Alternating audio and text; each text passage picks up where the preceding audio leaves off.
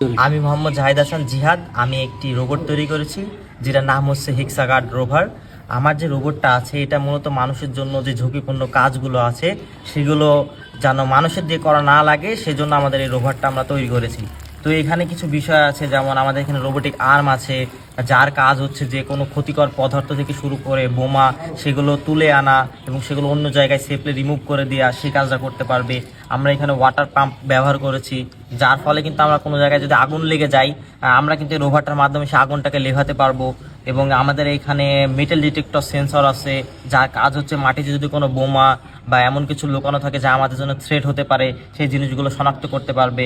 এছাড়া আমরা এখানে কিছু ক্যামেরা ইউজ করছি যেটা কিনা রাতেও ভালো মতো দেখতে পারবে, থার্মাল অ্যান্ড নাইট ভিশন সহ। এখানে আমরা কিন্তু সেটাকে দূর থেকে কন্ট্রোলও করতে পারছি। এখানে আমাদের ইনজেকশন ফায়ারিং সিস্টেম আছে যেটার কাজ হচ্ছে দূর থেকে একটা পশুকে ইনজেকশন ফায়ারের মাধ্যমে তাকে অচেতন করে দেওয়া এবং তাকে যেন আমরা সেটাকে আবার সেফলি ওয়াইল্ডে ব্যাক করে দিতে পারি। তো মূলত এই কাজগুলোই আমাদের এখানে রোভারে আছে।